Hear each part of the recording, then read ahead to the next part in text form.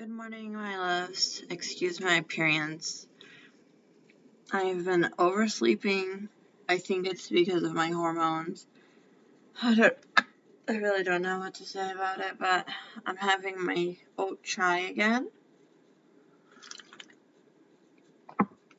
Hits the spot. Every sip is like an angel from heaven in my mouth. Today we're gonna be like uber spiritual because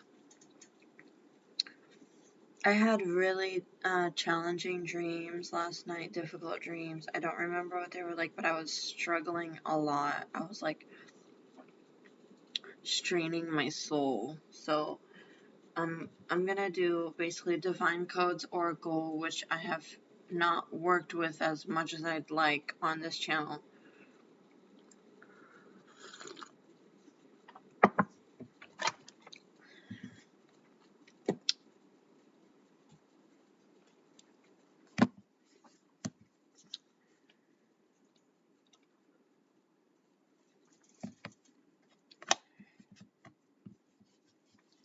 And this time I want to read from the book because the book is really cool and like stretches your mind a little bit. It's like a nice little booklet. So, shall we begin? I'm really happy because my friend from Tokyo, somehow I like unfollowed her or she unfollowed me. I think I unfollowed her because I always accidentally like I'll be stalking one of my old friends and I'll unfollow them on accident and I'll be like too shy to like, hey, I unfollowed you, and like I don't know, it's just like time and space affects us in ways that sometimes we don't really notice, but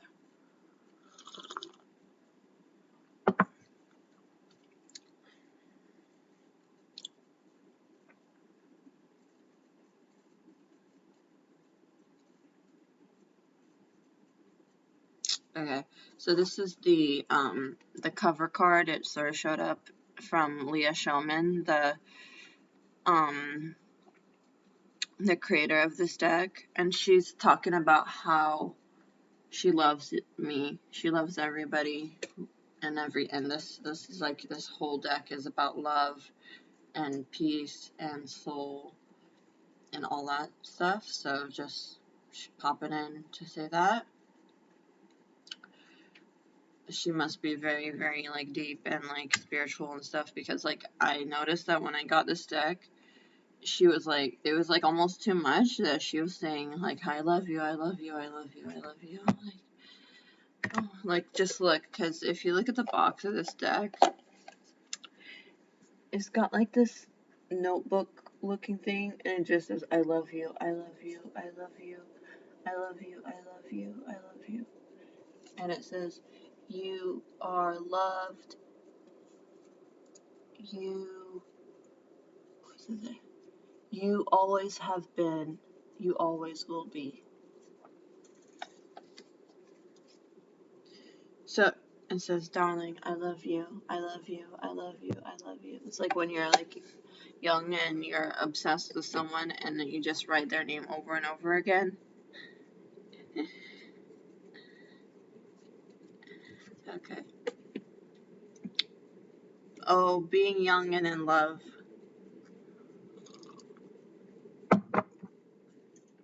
So I did have a card pop up, but I don't like it, so I'm gonna skip it.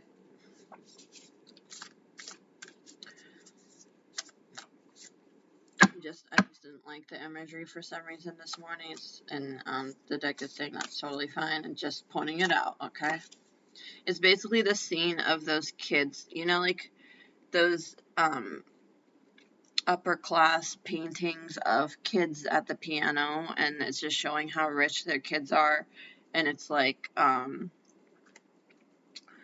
it's always like the upper classes who get like they hire a painter to illustrate their their kids and their toys, or it's usually they're at the piano or something, and it's one of those pictures. And for some reason, those pictures always bothered me, um, because like I didn't have much growing up, and I always was jealous of like rich Europeans who had like private tutors and like could read music and all that stuff, because I I I didn't have access to that. Although I did take violin lessons when I was in elementary school for like a year, and I was not the best musician at that time. However, I really enjoyed it because I wanted to have an extracurricular activity. I used to wake up super early, and my dad would drive me to this other elementary school where I would take my violin class. And I had this like old violin that my dad got like from the classified ads or something like that. Anyways, we already had this in the last one, the light body activation, the Buddhas. This deck, it's just... Okay, so that thing showed up again, and now it's telling me to read it. It's this scene, you know what I'm talking about, it's like in art and stuff. Like it's usually like girls at the piano kind of thing. You've seen it in like classical Western art. But this is Divine Code's Oracle.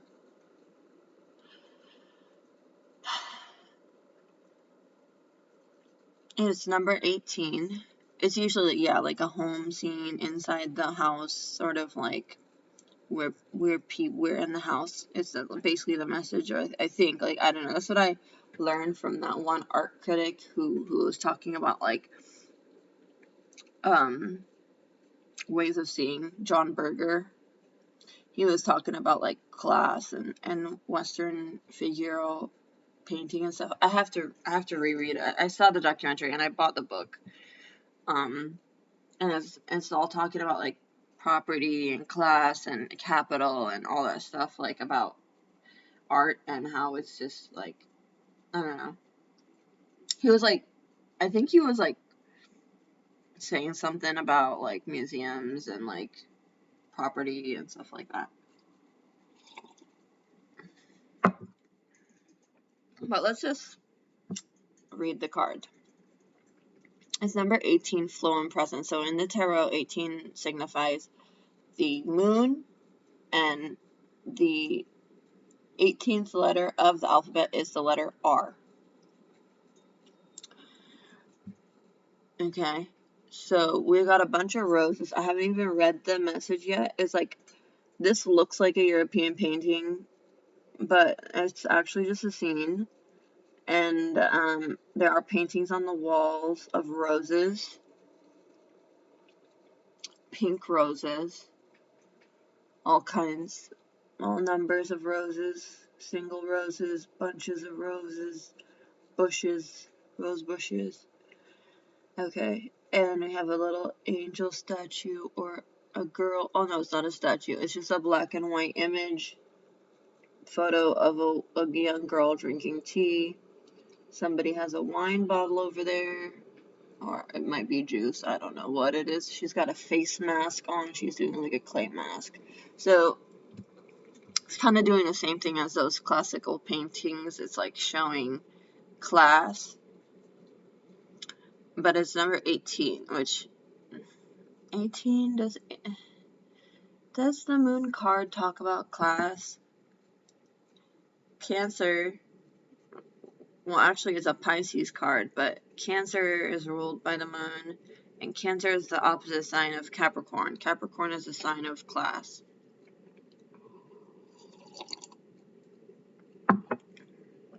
Fourth house, the home, moon. Live in the essence of flow and remain present. No work is required at this time. Interesting.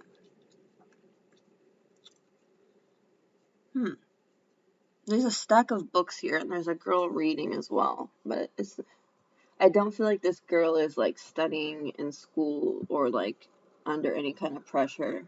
She's just reading for pleasure and knowledge. There's a little cat right there, a white and orange cat laying on its belly. And what does she have? She has like a piece of cake or something in her hand, or some kind of jewelry box. She's looking inside of a box. She's not actually playing piano. She's looking at this box of some kind, which looks like a piece of cheese. It's like a gold box. So I'm getting like luxury and wealth from this, and I'm getting like plenty of time. Interesting. Timeless. Classic. Gilded. I'm getting Gilded Age, and you guys, so I ordered 2 Gilded decks, which I have been wanting since I discovered Lenormand, because the Lenormand, there's like a lot of gilded style decks and like old-fashioned style decks of Lenormand, and so I actually got the Gilded Lenormand deck from Etsy, and I also got the Gilded Tarot Reverie, I believe is the name of the tarot deck that I got, which is also Gilded era. I'm a little bit into Gilded era because I live in New York, and that's just like super awesome and beautiful and rich and luxurious and stuff. And excuse me. And this summer when I was in Lake George, I was like hanging out with a friend of mine, and he had HBO or something like that, like some kind of like subscription television. Oh, my finger, my thumb, I just hurt my thumb. You know, I cut my thumb the other day. Getting excited. And you know what show that they had on? They had The Gilded Age, which is this drama. And so I watched like an episode of it. Yeah, the TV series, The Gilded Age. And it's on, I think, HBO Max. And if you're into like Bridgerton, which I watched the first 3 series of that, seasons of that, Gilded Age is probably up your alley as well if you're into like period dramas and stuff. But this one's all about like money and fortune, and like they also have like a ball scene, I think, but I think it's like the New York ball scene.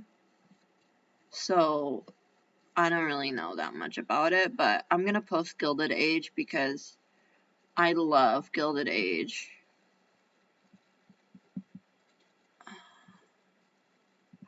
I don't know. I should watch the show probably just to get more intel about the period,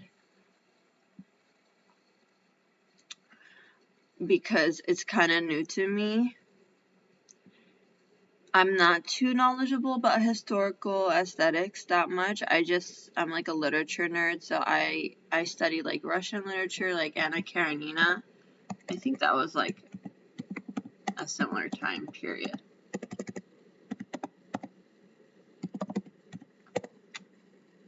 Um, 1878.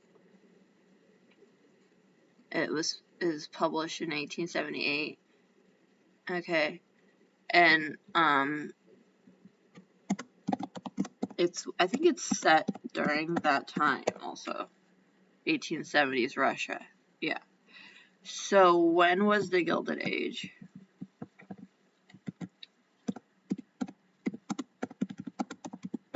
I think that's a very American thing, I believe. I'm thinking like the Titanic, I think, was like the end of that. So the Gilded Age in U.S. history generally refers to the period from the end of the Civil War in 1865 ATC5 until the early 1900s. So it's a very short time period.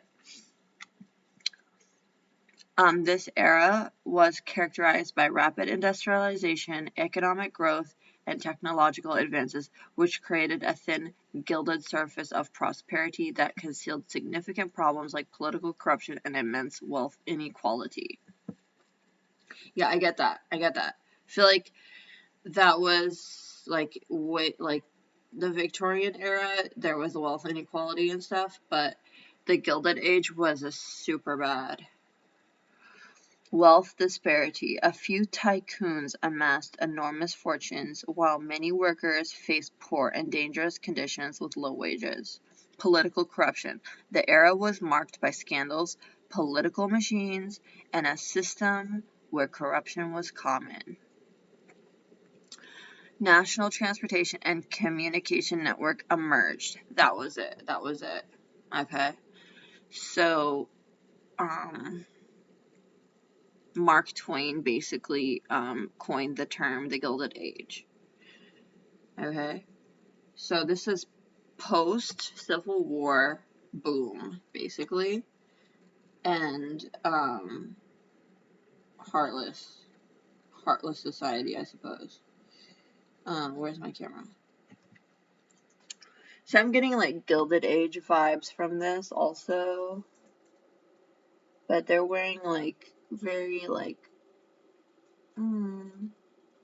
pastel. I think she's wearing denim overalls. So, but she's not really working. It's a little girl. She's not working. She's playing in those overalls. Overalls are work wear, but it's saying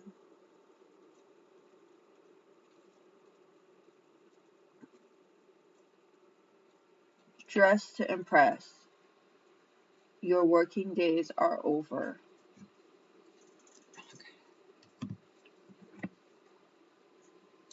Welcome the Gilded Age.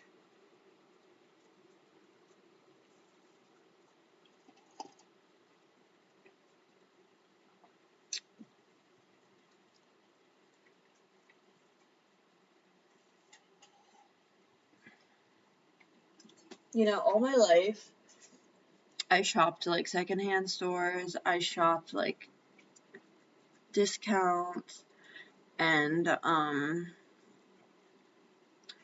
only really like in my late 20s did I actually start buying like new clothes. Like, yeah.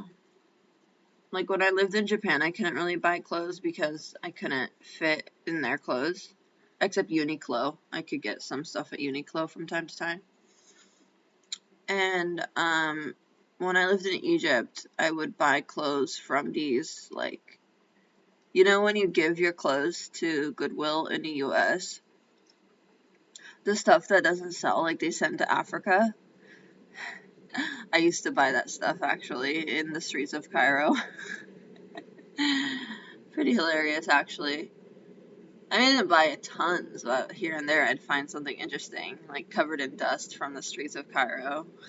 I think I did have a washing machine in my apartment in Cairo, downtown Cairo.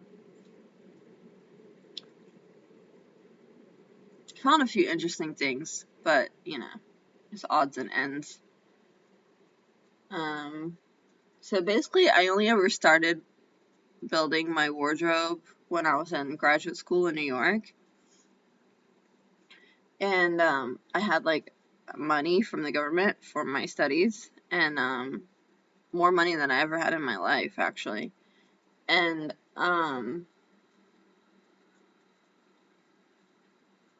I'd go to like Nordstrom's, Nordstrom Rack, TJ Maxx,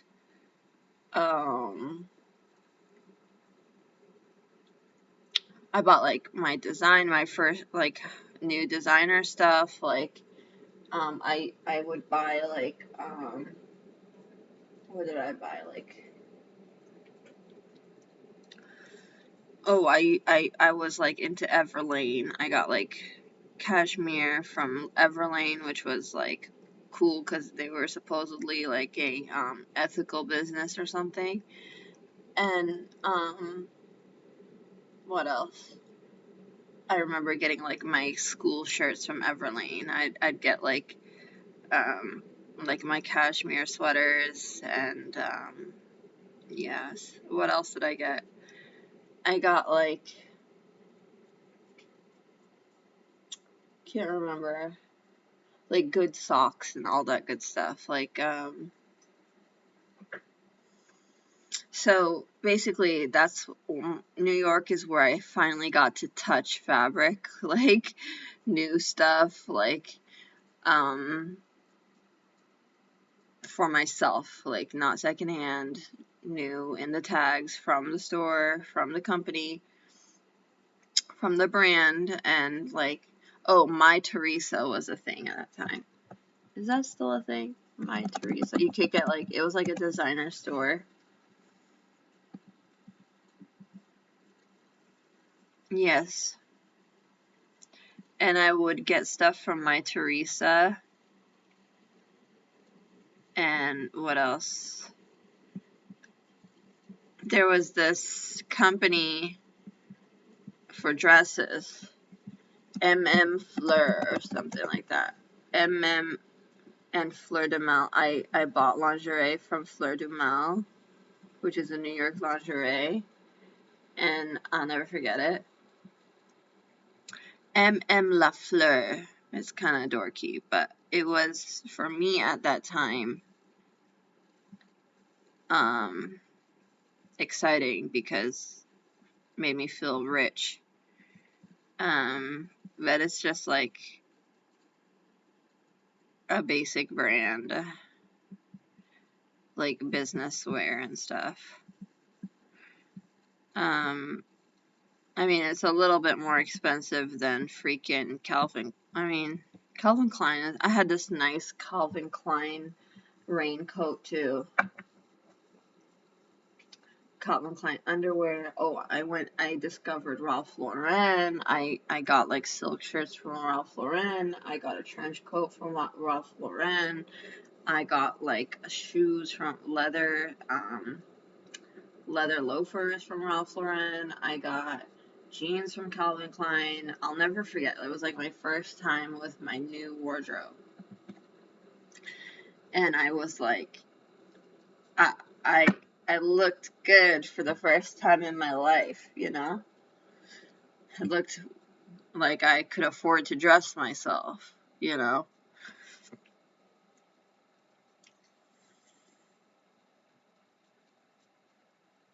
And I really wore it like I had earned it because like I was moving up in the world, you know? Like there was nothing to see before. I was still a student, but by the time I was in New York and I was studying in Columbia, I was basically operative, you know. I was like had a few skills, had a few abilities, and had some interesting things to share, ideas, thoughts, messages, and I looked the part. Like I wore like new stuff, and I looked solid middle class for the first time in my life, not a punk. Okay.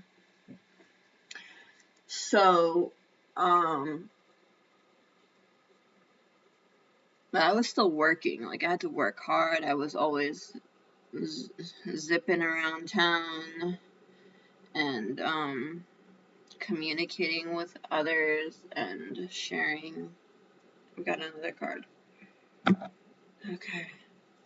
The card is number 1, Leap of Faith. 0-1, Full Energy. It's got these air balloons, parachute. Is that literally the place I went in Turkey? It kind of looks like it. It looks like that place with the fairy chimneys or whatever they're called. The rock formations in Goreme in Turkey, where it's famous. They have like hot air balloon rides where you can see the landscape. It says jump out of your comfort zone. Okay. So I'm also getting here also like textiles, fabrics, the parachute, the balloons and the parachutes are made of some kind of fabric. Also getting like Middle Eastern fabric and fashion in particular. You know, like I'm also getting like Levantine fashion, Turkish silk, stuff like that. Um, I'm also getting like military gear or something like that. Like you got like a soldier right here, like a airman floating through the sky, falling from the sky in his parachute, drifting. I don't know, what do you call it? Descending. It's telling me put your dreams to reality. Make your dreams reality as far as like your appearance is what I'm hearing. So if you have some like niche, nerdy, like aesthetic taste, make it real, you know? Find whoever can make those clothes for you or whoever you can buy or design that, like, do your due diligence, of course. I mean, it takes a lot of time to develop an aesthetic, right? And effort. It's telling me, like, if you, like, want to look a certain way to express your individuality and your personality and who you are and yourself, do it. Like, what's stopping you? Like, you should,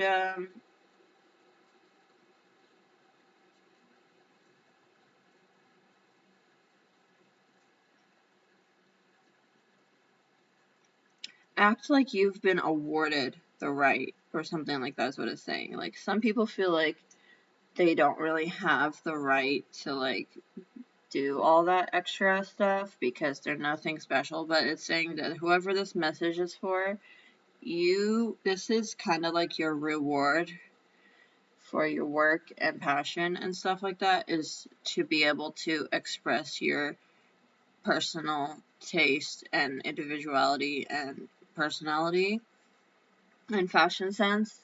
And it's saying it's like even more than that, like it'll help people understand your philosophy and your worldview and your vision if you do it with fashion, like express it with fashion. And it's gonna be like important to be like what's the word, uh not principled, but like a consistent, like your words should be consistent with how you present yourself with your fashion. So I understand that, like I've always felt that, you know, even when I was buying used clothes, I tried to like represent my person with it, you know, like what I was thinking, what I was doing, because fashion is a language and images are a language. So um that's what it's saying. And you know, sometimes there are fashion fails and your message is not that it isn't communicated, because you know, sometimes like your fashion choice, like your visual presentation, it's pretty clear to the eye, unlike sometimes your words can be a little bit misty or mysterious or like in the dark, you know, or shadowy. Sometimes shadowy communications are possible, but when it comes to your visual presentation and your fashion choices, your picks and stuff, like many aspects are clear to the eye. So some people will get like discounted or denied based on what they're wearing, right? So it is a sort of leap of faith to put something on your body and dress yourself and put yourself out there with your fashion taste, your sense, your fashion sense, because it's just like, it's like a, basically like a resume or like whatever, your cover letter, you know, like when you show up dressed as you are, dress how you dress. Like, people are gonna make judgments and decisions based on your appearance, and so just be reminded of that is what the card is saying. But whoever this is gonna be actually like very well received because she has such a unique vision and expression of her body and herself and her personality and her um I'm saying she's actually doesn't feel like she's a super individual, but she feels like she has to be the one to represent an element of human society or of our culture or our society right now. She has to be the um, spokesman or the presenter or the leader or the representative of a like cross section or a layer of human thought and consciousness and like spirit and culture and stuff like that that nobody else is doing, and this woman has to be the one that brings it to the light, like as an icon for something. And it's extremely romantic and it's extremely um yes, fashion.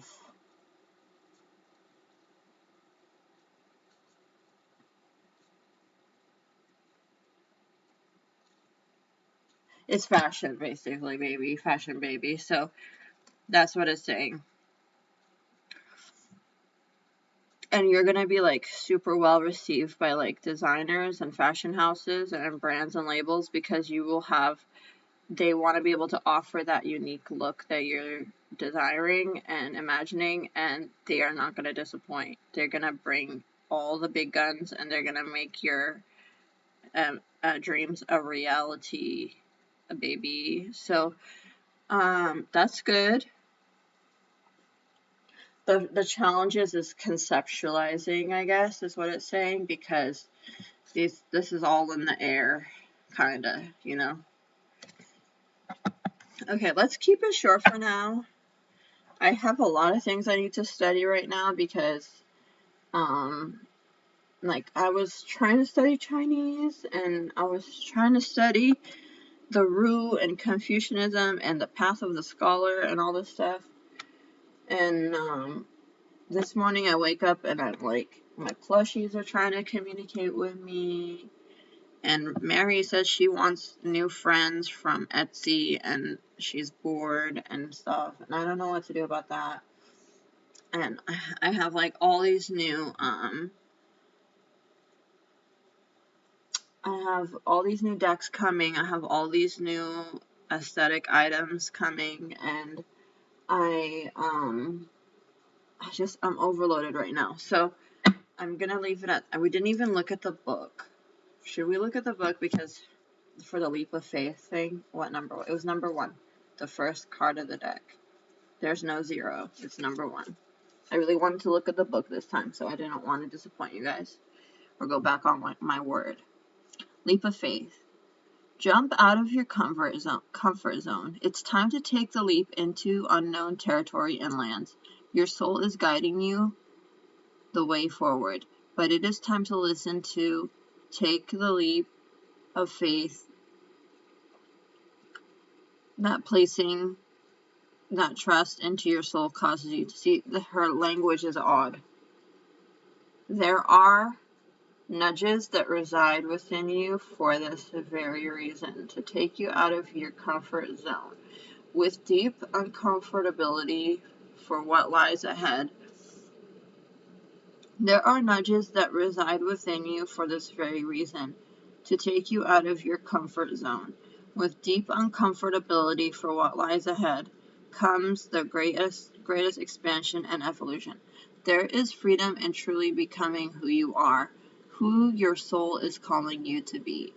It is time to forge a deeper connection with soul and to allow it to come through. Okay? To place questions to the side and go with your immediate sense of intuition. Your soul is guiding you the way forward, but it is time to listen to. Take the leap of faith that placing that trust into your soul causes you to do.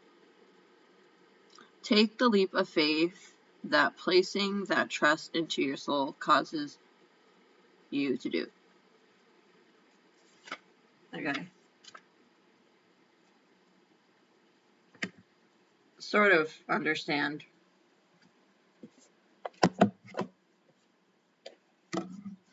What else? I'm being like, okay, I had planned to also do the butterfly, and it's saying yes. Take a butterfly.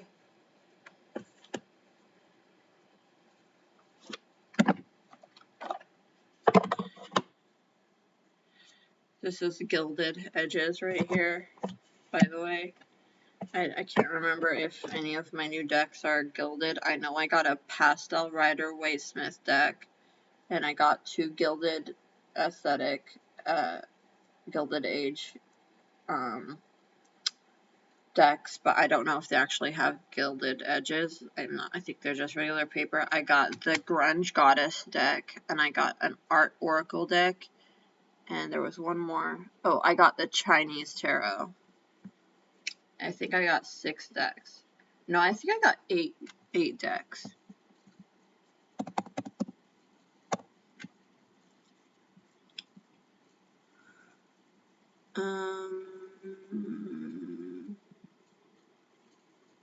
I want to see if any of them are actually fancy, because that would make me happy. Oh, I got the Botanical Occult Tarot deck, the Grunge Goddess Tarot deck, Gilded Tarot Royale, Gilded Rever. Okay, I mixed them up. So the Gilded Tarot Royale is the tarot deck, and the Gilded Reverie Lenormand deck. Okay, the Chinese Tarot. I got also the traditional manga tarot oracle deck, traditional manga tarot, and then I got the enchanted art oracle. The manga I don't think is oracle, I think it's just a tarot deck. So I got like a Japanese manga, and then I got the Chinese tarot. So I told you I got hella decks for you guys. Okay, I can't really see this item. I think it's sold out. The manga tarot, probably. I was freaking out because I put them in my my cart like a couple days ago before I got my check, and they were saying like, oh, there's only one left. There's only one left of the manga, and there was only one left of the grunge, and there was only one left of the botanical, and there was only one left of the enchanted art oracle, and I was like, oh my god, I hope nobody buys these. But you know how Etsy is, like when you're on Etsy, like you put like tons of stuff, you put like random stuff that you want on your cart, but you can't really afford it at the time. And so I'm guessing that's why I got lucky.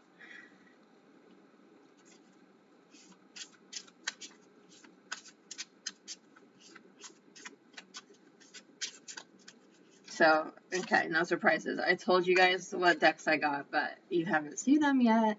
You haven't seen them in action.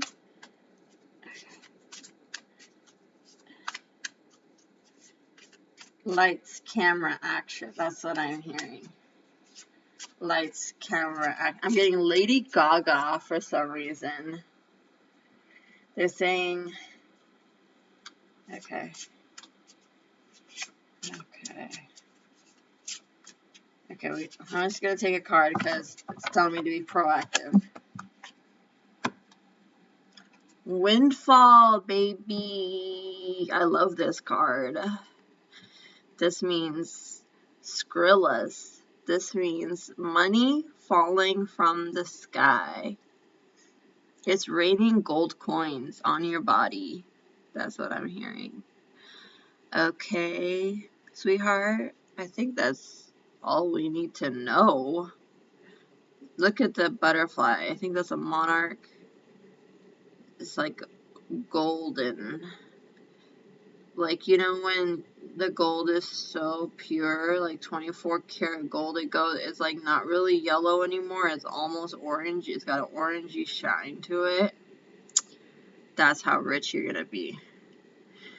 And your mind is gonna be like expanding and like really, really refined. And like, you ever see like an expensive tea is what I'm getting, like something like that, like really expensive tea leaves. That's how people are gonna see you as. Like, when they meet you, they're gonna be like, I don't even know if my palate is sophisticated enough to sip on this.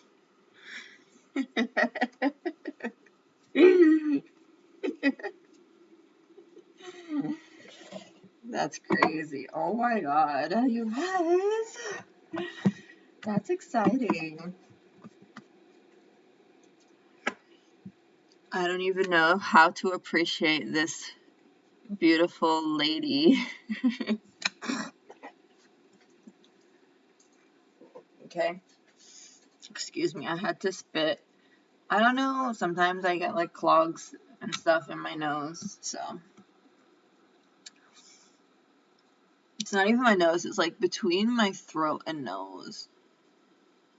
Okay, I'm gonna go now, I think. Hold on, something is saying it's not over yet.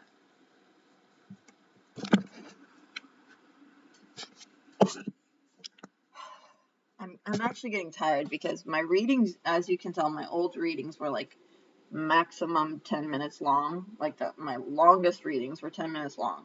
And now all my readings are like over 40 minutes, over 50 minutes. But they're telling me to do a mystical Lenormand. Okay, the main woman showed up. She just kind of popped to the side when I was opening the bag. Okay, so, but I'm being told to pick up a new one. Let me see. Take another card, it says. I'm a little overwhelmed today, to be quite honest. Like the Black Friday and the holiday, it was just so much. So, okay. Got one. I was just thinking about sailboats this morning for some reason. And the main woman just showed up again on the bottom of the deck.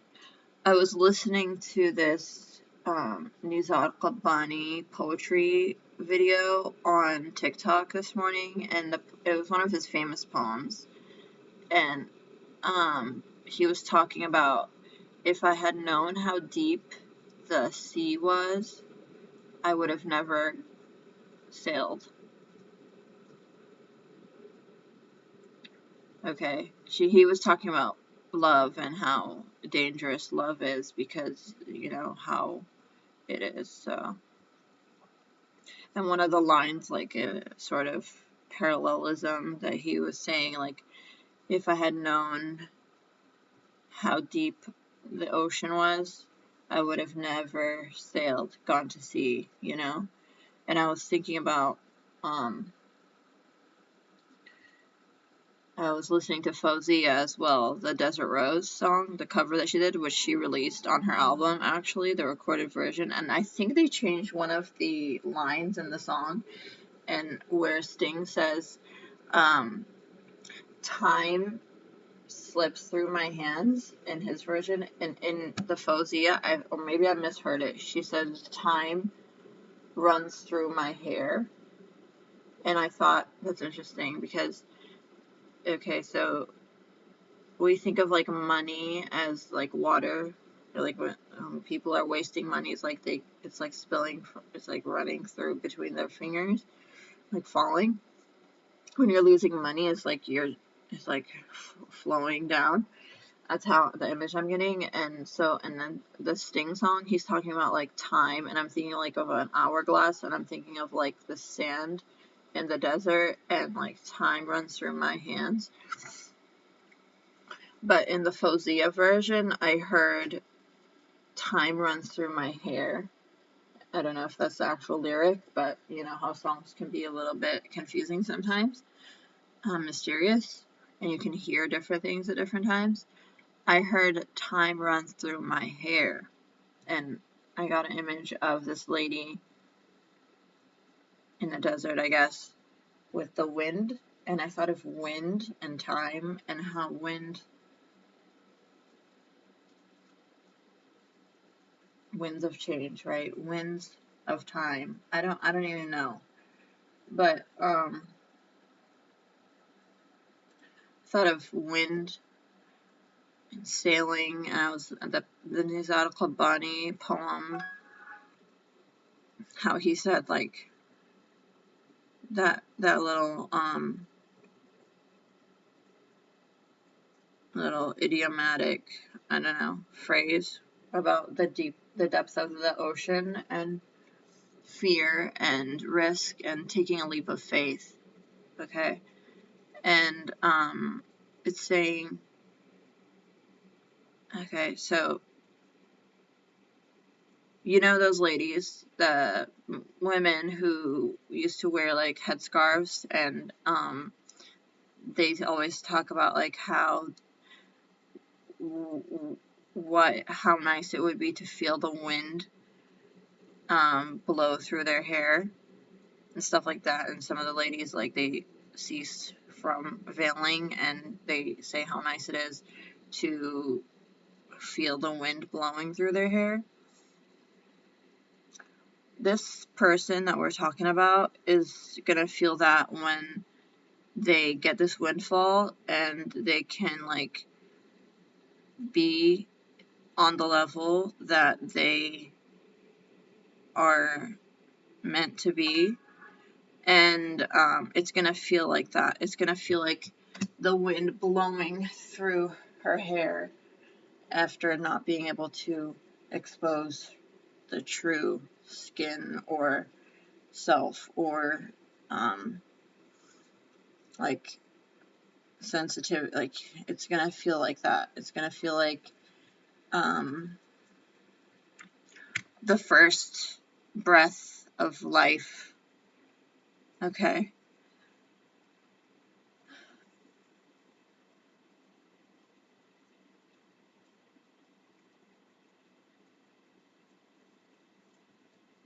Okay, so I'm not a huge Fozia fan. Like, I find her voice to be a little bit over the top for me, but I do like the cover of Sting, of Desert Rose. I find the original Sting version to be really overpowering sometimes, and really emotional, and it makes me like question my existence and my life and everything. So I try not to listen to it very much, because when I listen to it, I like fall into this like not really a trance, but like this meditative, philosophical, like enigmatic state, and pause, and it like really stops me. So it's a very powerful song with very powerful themes, and I um I love that song. And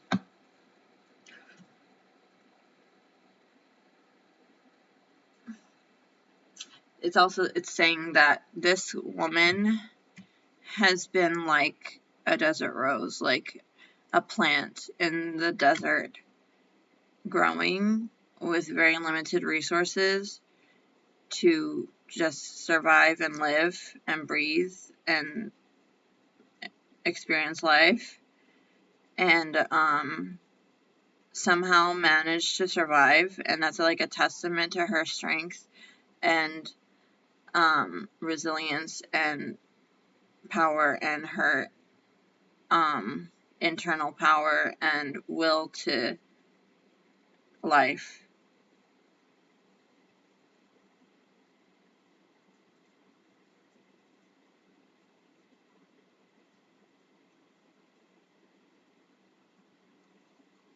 So that should be celebrated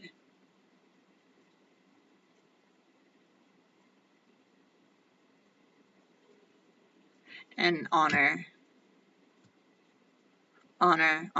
for this woman, this lady, young lady.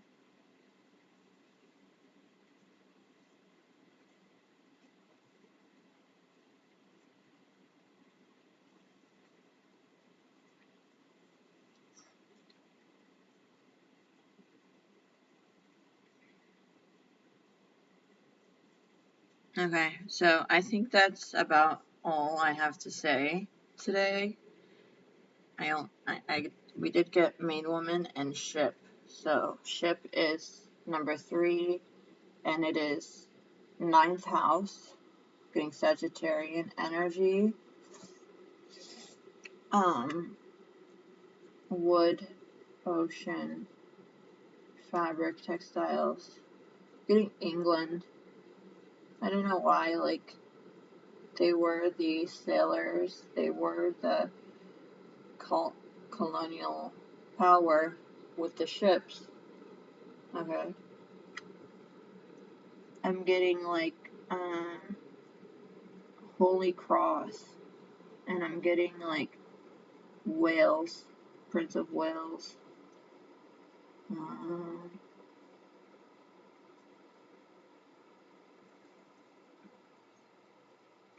Military again, I'm getting,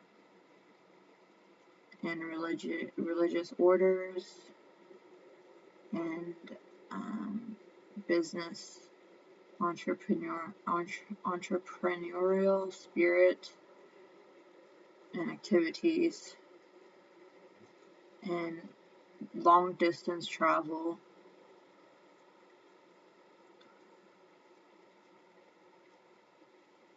And I'm getting wind in my sails.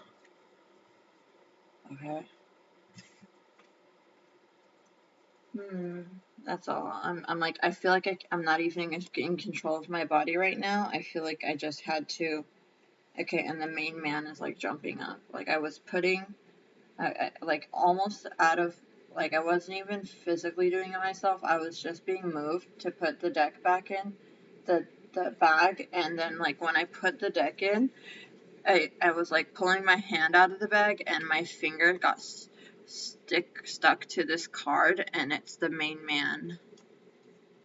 Number 28, Mars. Okay.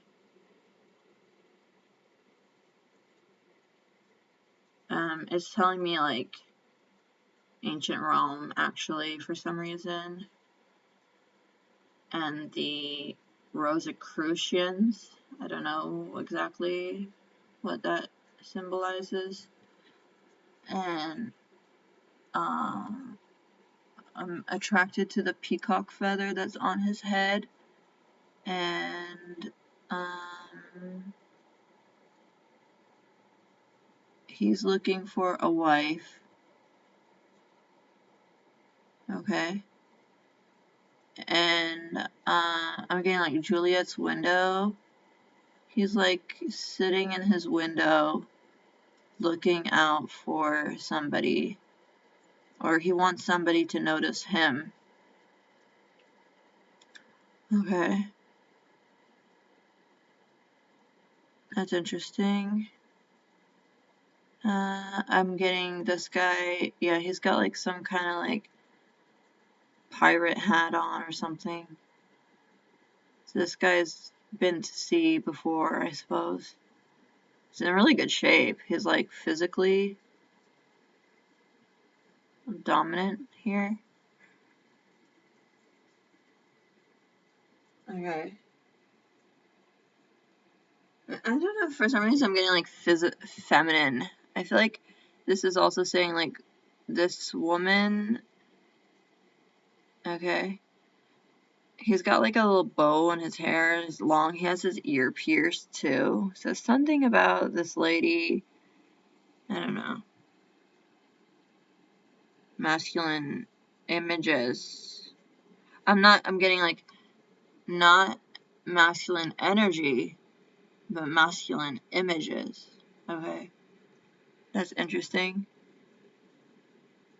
Definitely getting that like bi-gender energy here with the peacock feather and like the little animal, small furry animal, and like the little ornate shirt he has on underneath is like looks like some kind of Roman nobility. It's like got a gold edge on it, border, and it's like this nice fabric which I can't really identify,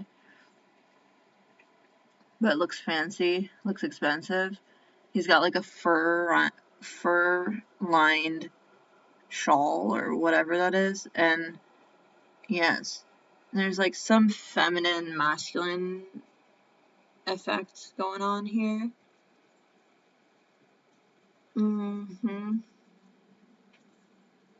Saying good hair, who cares? Good hair, I don't care, kind of thing. Okay.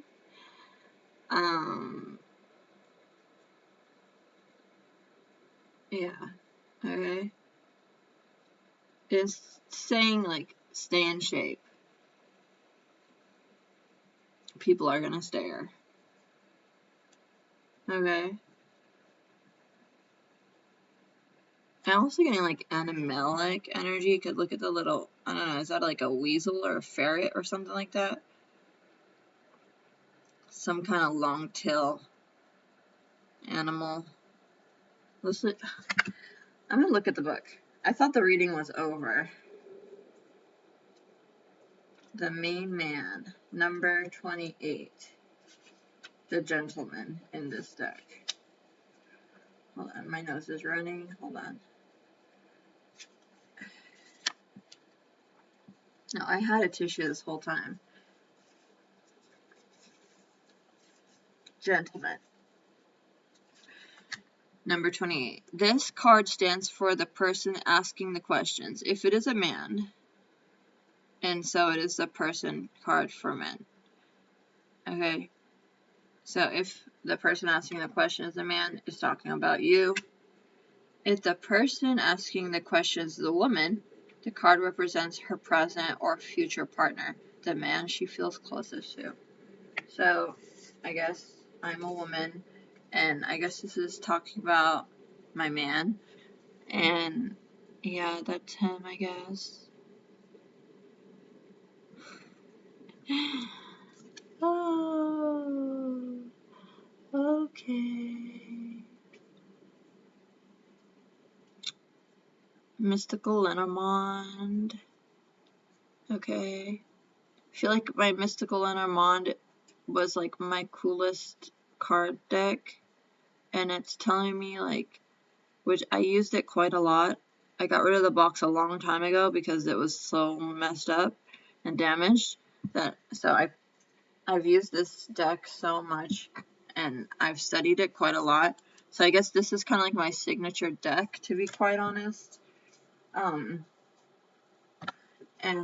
it's telling me like we've had a really good run, and it's saying it's sad that I'm getting new